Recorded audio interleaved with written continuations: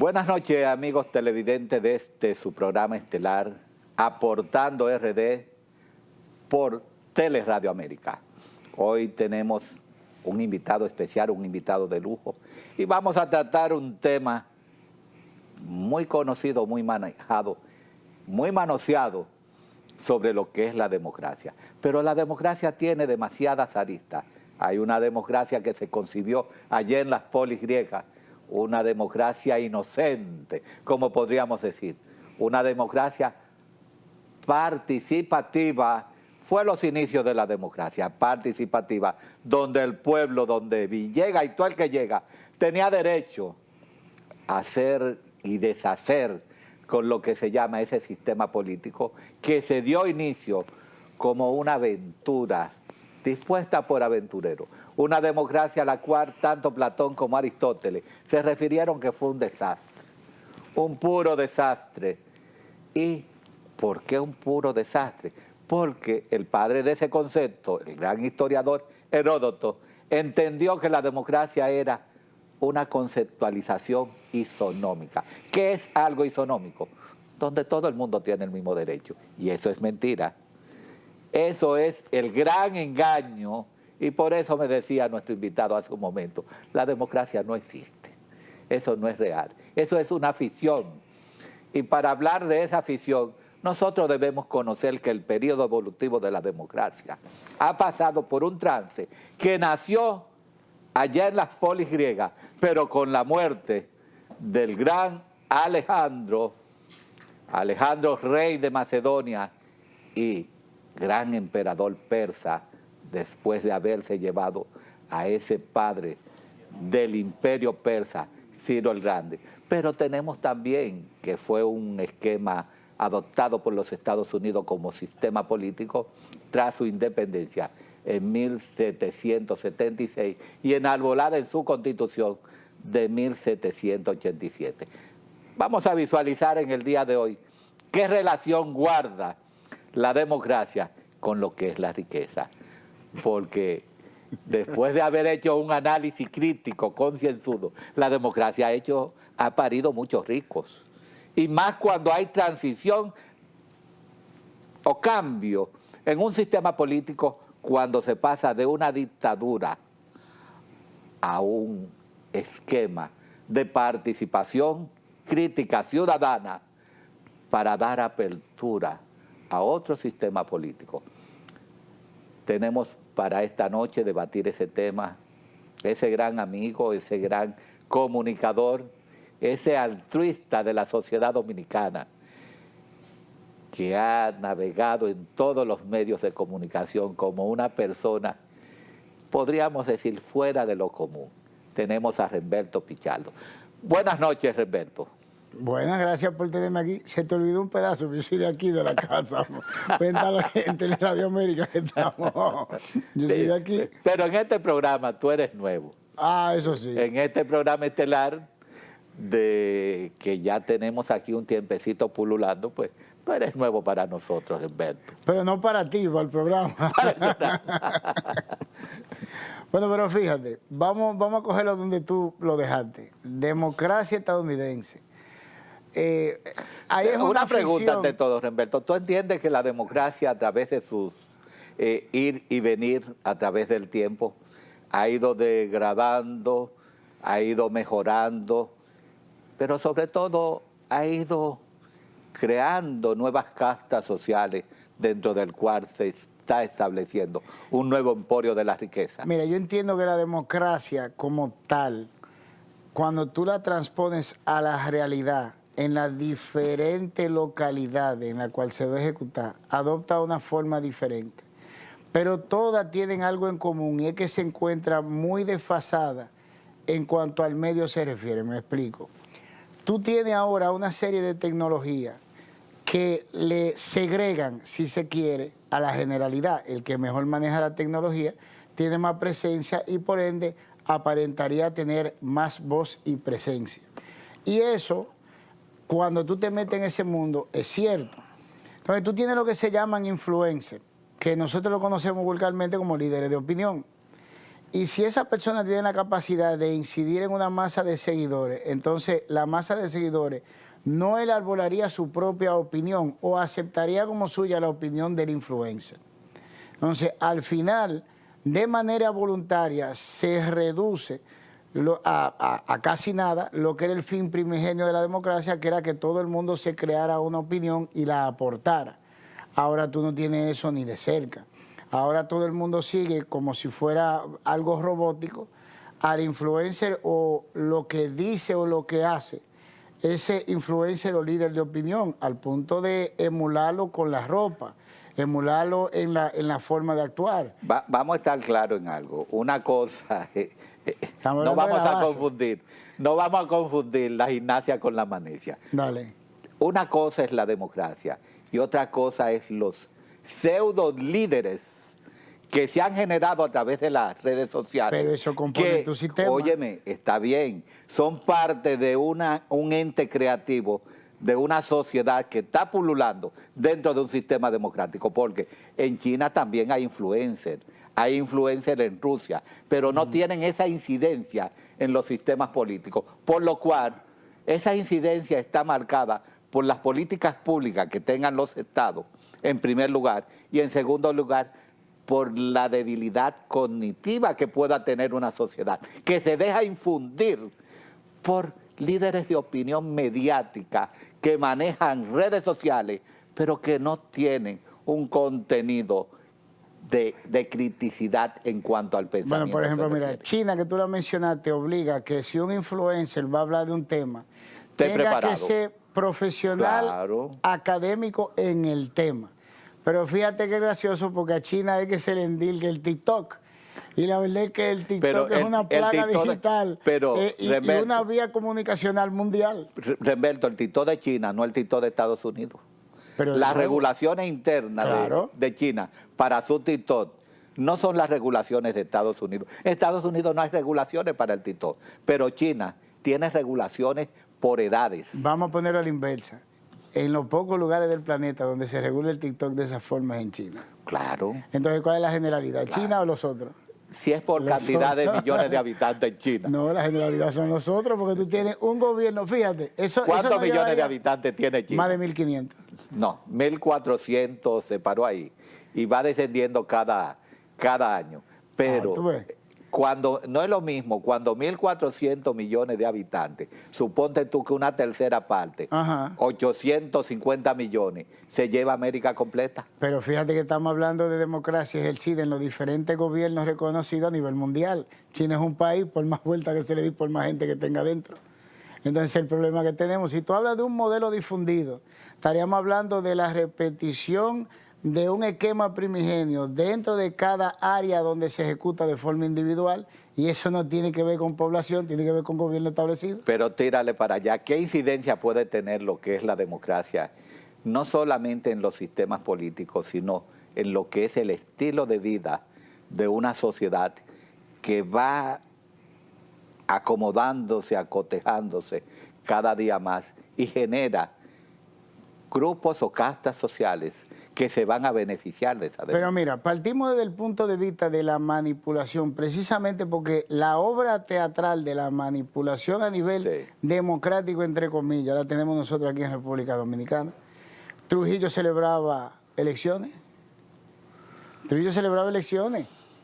Había elecciones, en una salía electo Negro Trujillo, en la otra salió electo Joaquín Balaguer, en la otra salió electo el mismo Trujillo. Eso es parte del sistema. Y luego se rotaba, pero si tú hablas precisamente, porque nosotros somos únicos en muchas cosas, es una paradoja sumamente interesante. Somos subgéneros. Que tengamos una dictadura de 30 años, pero que registremos gobiernos electorales dentro de esos 30 años de dictadura y lo pasemos como turno de gobierno legítimo. Tú te has fijado una cosa así, y están registrados en la historia como turno de gobierno. Sin embargo, el mismo libro de historia te dice a ti que la dictadura de Trujillo duró más de 3 décadas.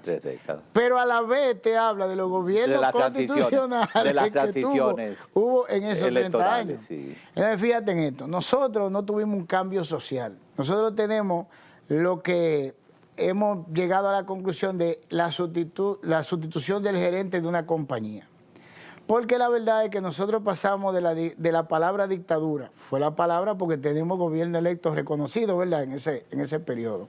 Pero eso fue producto de la época, recuérdate. El periodo de la Guerra Fría, la democracia per se no se conocía. Existían los que estaban a favor de Estados Unidos, que era el símbolo de la democracia, y los que estaban a favor de lo que es la Unión de Repúblicas Socialistas Soviéticas. ¿A favor de quién tú estabas en ese entonces? No, yo estoy a favor del beneficio generalizado, sin importar de dónde venga.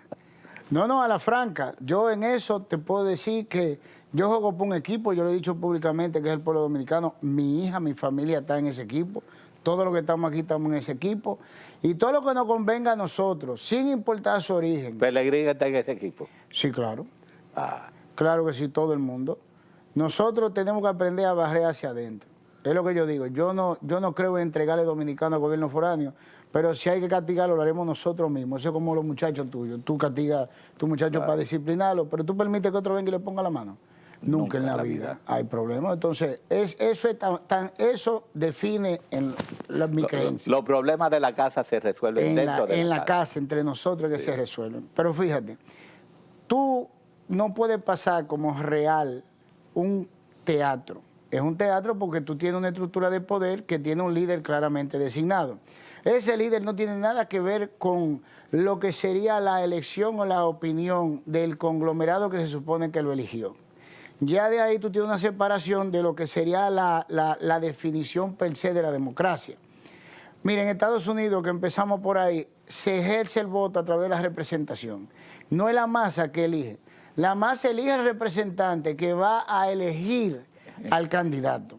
Entonces tú tienes un intermediario que filtra como él entienda. Los colegios electorales. Exactamente, que filtra como a él entienda la voluntad de toda esa masa que lo eligió a él. El caso de Hillary Clinton fue la más votada. Exacto. Sin embargo, ganó Donald Trump en el 16. Exactamente. Entonces tú no tienes una democracia real. Ahora bien, tú siempre tienes que... Eso es parte de la democracia. Es un sistema adecuado a lo que son los diferentes sectores representativos, porque recuérdate que Estados Unidos desde sus orígenes, las mujeres no podían votar en un principio, pero los negros valían 1/5 del voto. Es decir, entre el norte y el sur, donde se da la contienda y la conflagración de las guerras civiles, de esa gran guerra Civil War, hay una diferencia de que los negros eran mayoría en el sur. Sí, claro. Y eran minoría en el norte. Y entonces por eso se establecieron ese instrumento, podríamos decir, de representatividad para que ganaran los blancos. Pero eso nada tiene que ver con el modelo original griego. No, porque es que ellos del modelo griego solo cogieron el concepto democracia. Exacto. Un concepto que los padres fundadores se vieron ante una encrucijada y dijeron, pero dice Jefferson, pero ¿cómo vamos a coger el concepto de democracia cuando los griegos acabaron con ese concepto? Fue igual que el concepto de república, que los romanos acabaron con el concepto de república porque pasaron de república a imperio. Son dos conceptos que heredó los Estados Unidos bajo sangre y fuego porque no había otra cosa que coger. Ahora, y lo depuraron. Fíjate en esto para que tú te rías. En República Dominicana, a través de las diferentes legislaciones que incluyen la elaboración o crean el sistema de elaboración de política pública, yo te puedo decir que hace más de 2 décadas, exigen una participación de la sociedad. ¿Pero qué hicieron? Crearon el Consejo Económico y Social. ¿Cómo que le dice? El CES. Sí, CES. Pero hay un autor que le dice la vasija de los Pilatos. Entonces, la representación social se reduce a un órgano que crean ellos mismos. O sea, un amigo tuyo que le tiene de apodo. El CES es la vasija de los Pilatos. No, pero que eso es, déjame explicarte. Yo no encuentro la manera de que a mí me Yo he estado participando en el CES, en comisiones. Yo fui, cuando la ley de fideicomiso... Da pena. Cuando la ley de fideicomiso, Toribio... Tú dices una cosa y sale otra de ahí. Sí, pero es que ni siquiera lo que ellos dicen lo toman en cuenta. Toribio cogió anotaciones que creo que él que actualmente preside el CES, y cogió anotaciones de toda la debilidad del fideicomiso. Él mandó sus observaciones, y ni a él hicieron caso y pasaron la ley de fideicomiso con todos los defectos del mundo. O sea que a ellos lo tienen ahí. Es que y está constitucionalmente consagrado. Pero Toribio es el instrumento para sacar de ahí lo que quieren los gobernantes, que saquen de ahí. Sí. No solo los gobernantes, las élites foráneas. Claro. Es un instrumento para patentizar lo bueno, lo malo, que pueda salir como política pública. Sin embargo, cuando hay que hacer algo, quien está siempre ahí en primera fila es el CONEP, que es el Consejo... Ya es otro negocito. El Consejo de la Empresa Nacional de la Empresa Privada. ¿Verdad que sí? Ya ahí es donde priman los intereses, no nacionales, sino empresariales. No, pero es que fíjate, ya esos intereses son gubernamentales. Porque es que todo a partir del 2017 pasaron a formar parte del Consejo Nacional de Competitividad. Ese órgano existía. Era totalmente gubernamental porque se supone que el gobierno regula las prácticas empresariales. Pero ellos modificaron todo para que a través del decreto 389-17 se entraran 28 empresarios con una contrapartida de 9 ministros, del presidente y 9 ministros, o sea que por mayoría arrasan. Ellos son los que dirigen la política pública y elaboran el presupuesto porque se suplantó, y lo dice el mismo decreto en el artículo 6, 2 viceministerios del Ministerio de Economía y Planificación y toda la documentación que esos 2 viceministerios recibían. Que ya desapareció planificación. Óyeme bien, esas funciones la tiene Hacienda. Toda eso, no, la tienen ellos, el ministro de Hacienda es parte del Consejo.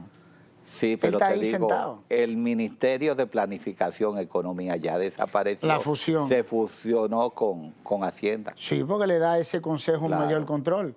Magín es miembro de ese consejo.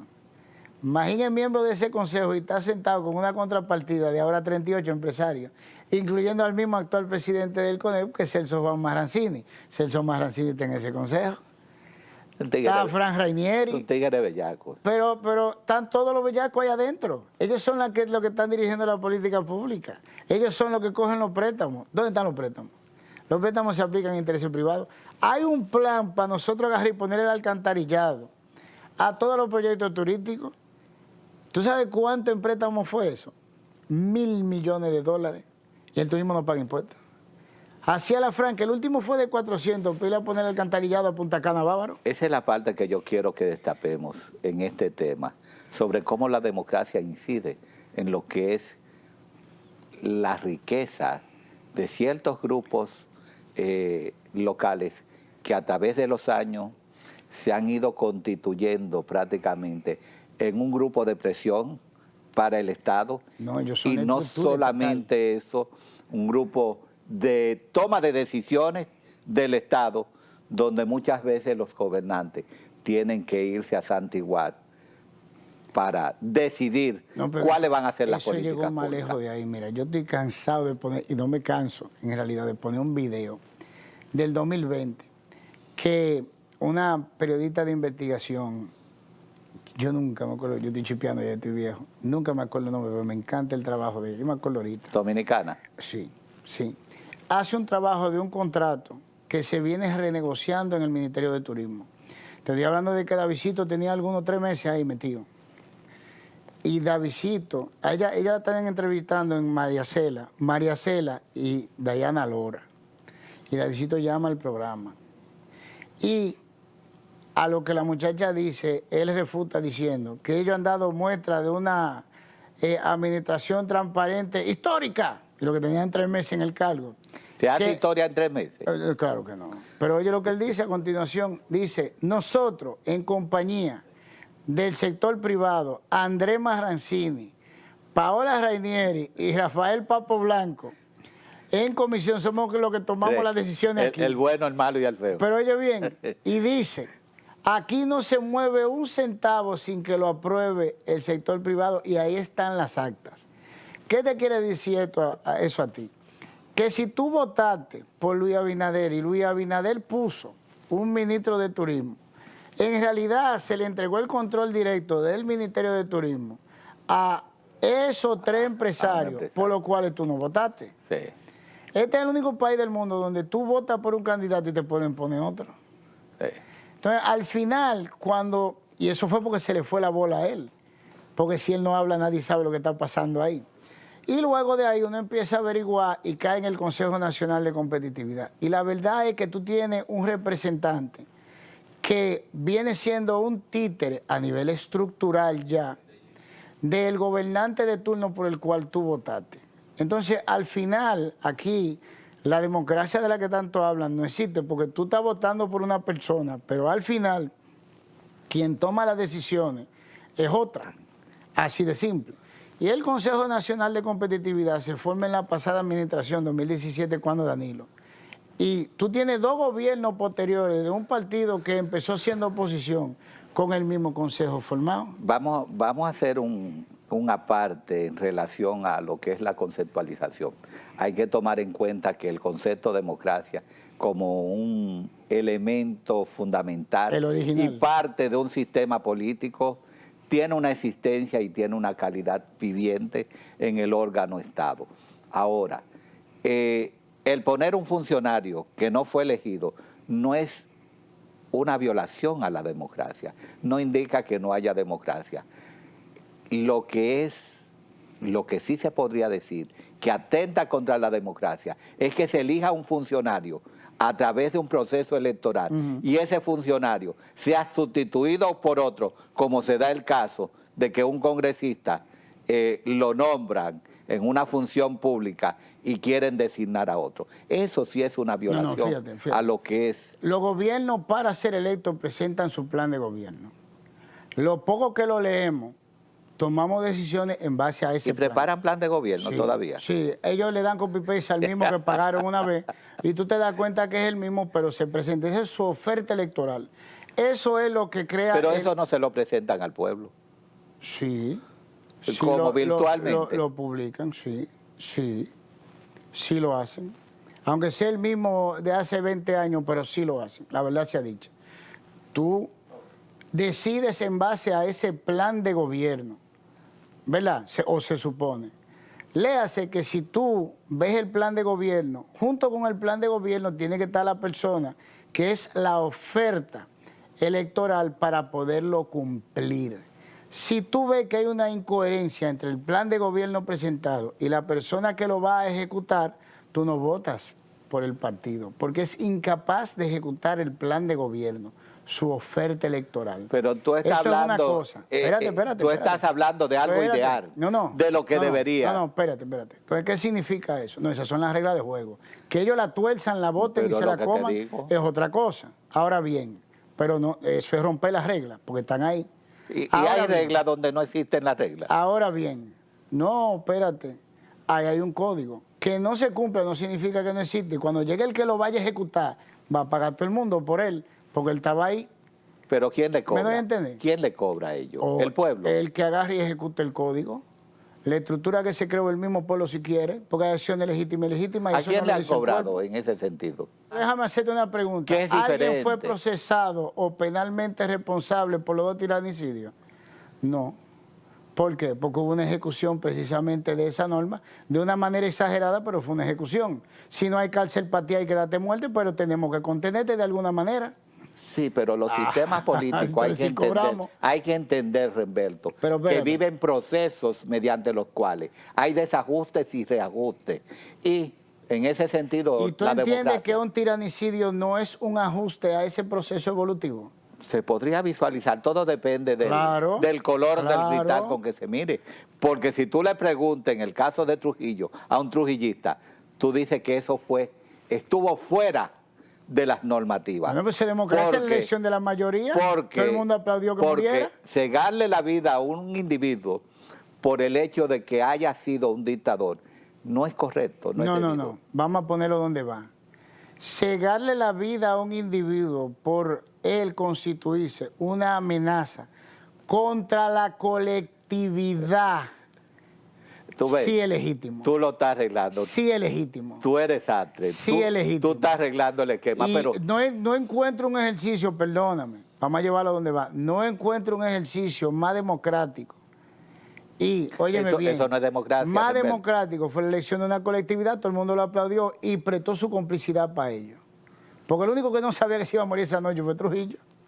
El único. Él lo presentía. Los movimientos que se dieron después dan claro que fue un plan. ¿Tú crees? Los únicos que no sabían eran, gran parte, Inbel Barrera lo sabía. Inbel Barrera estaba ahí componiendo con todo el mundo. Ahí lo sabía todo el mundo. El único que no era parte del equipo que fue a justiciar a Trujillo, Remberto, original, fue Inbel. Ahí lo sabía todo el mundo. Trujillo se entregó porque estaba consciente que ya no podía más y tenía un desgaste. Ahora, como ya tenemos el tiempo arriba, vamos a cerrar con esta pregunta, esta inquietud.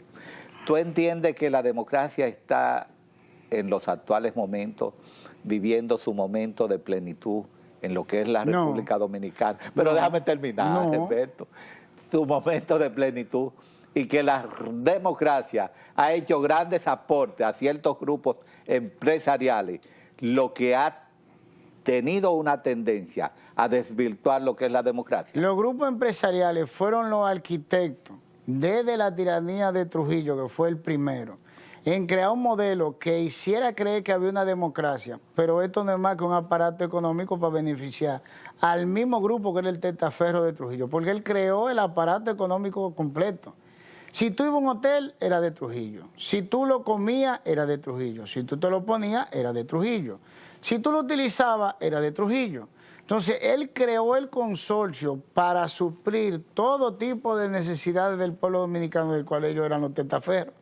Ese es el modelo económico que tú tienes hasta el día de hoy, a fuerza. El turismo no es una actividad económica primigenia en ningún país desarrollado. Es secundaria. La primaria es el mercado tecnológico. ¿Qué lo tenemos desde los años? No, desde los años 90. Desde los 90. La tecnología está en punta desde los años 50, Exacto. 1950. Pero el desarrollo comercial con ese auge viene con el lanzamiento del primer buscador, que fue el Internet Explorer. En los años 70. No, 95 fue que se comercializó.